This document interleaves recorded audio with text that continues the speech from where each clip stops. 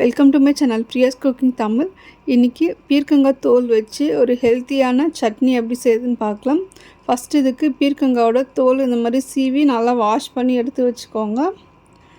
இப்போ ஒரு கடாய் வச்சுக்கலாம். அதில் தேவையான அளவு எண்ணெய் சேர்த்துக்கோங்க. எண்ணெய் நல்லா காஞ்சதும் 3 ஸ்பூன் உளுத்தம்பருப்பு சேர்த்துக்கோங்க. உங்களுக்கு பருப்பு எக்ஸ்ட்ரா வேணும்னா நீங்கள் இன்னும் 1 ஸ்பூன் சேர்த்துக்கோங்க. இப்போ இது நல்லா பொன்னிறமாக வறுத்துக்கோங்க.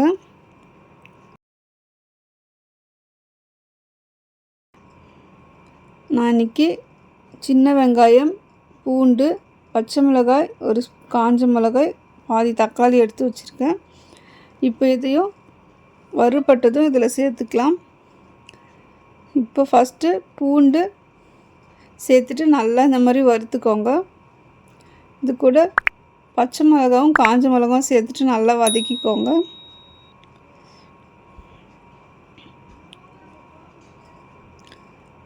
அடுத்து எடுத்து வச்ச சின்ன வெங்காயத்தை இதில் சேர்த்துக்கோங்க.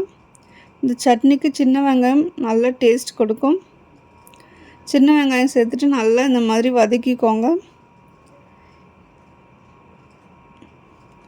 இப்போ இந்த அளவுக்கு நல்லா வதங்கினதுக்கப்புறம் இதில் தக்காளி சேர்த்துக்கோங்க.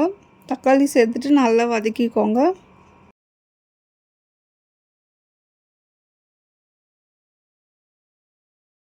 இப்போ இது நல்லா வதங்கினதுக்கப்புறம் இதில் எடுத்து வச்ச பீர்க்கங்காய் தோலை இதில் சேர்த்துக்கோங்க. இது வதங்கிறதுக்கு கொஞ்சம் டைம் எடுக்கும். ஒரு 5 to 10 மினிட்ஸ் நல்லா வதக்கிக்கோங்க. இந்த தோல்லாம் நல்லா வதங்கி வரணும்.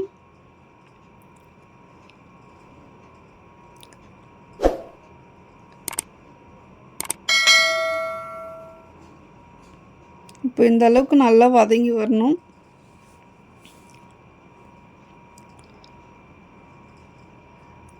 இப்போ இது நல்லா வதங்கிடுச்சு. கொஞ்சமாக புளி சேர்த்துக்கோங்க. புளி சேர்த்துட்டு இந்த மாதிரி நல்லா மிக்ஸ் பண்ணிக்கோங்க. இப்போ இது நல்லா வதங்கிடுச்சு. இப்போ கேஸ் ஆஃப் பண்ணிவிடுங்க. கேஸ் ஆஃப் பண்ணிட்டு இது நல்லா ஆற வச்சுருங்க. இப்போ இது நல்லா ஆறிடுச்சு. இப்போ இது ஒரு மிக்ஸி ஜாருக்கு மாற்றிக்கோங்க.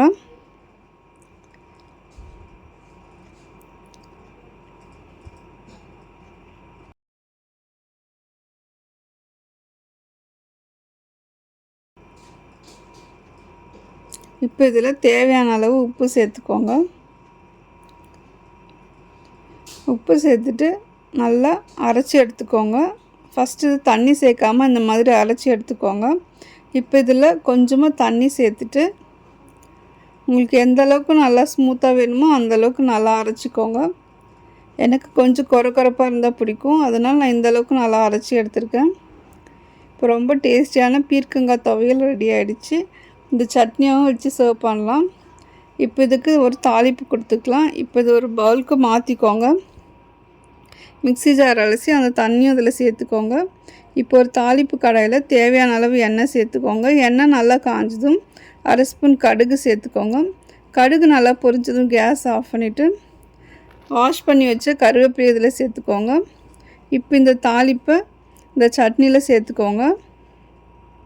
இப்போ இதை சேர்த்துட்டு நல்லா மிக்ஸ் பண்ணி விட்டுக்கோங்க. உங்களுக்கு எந்த அளவுக்கு திக்காக வேணுமோ அந்தளவுக்கு நல்லா மிக்ஸ் பண்ணிக்கோங்க. இப்போ ரொம்ப டேஸ்ட் அண்ட் ஹெல்த்தியான பீர்க்கங்காய் தோல் சட்னி ரெடி ஆகிடுச்சு. நான் இன்றைக்கி இதை தோசை கூட வச்சு சர்வ் பண்ணுறேன். இட்லி சாதத்து கூட வச்சு கூட சர்வ் பண்ணலாம். ரொம்ப டேஸ்ட்டாக இருக்கும். கண்டிப்பாக இந்த ரெசிபியை வீட்டில் ட்ரை பண்ணி பாருங்கள். உங்களுக்கு இந்த வீடியோ பிடிச்சிருந்தா மறக்காமல் பிரியாஸ் குக்கிங் தமிழ் சேனலை சப்ஸ்கிரைப் பண்ணிவிட்டு லைக் பண்ணிவிடுங்க. தேங்க்யூ.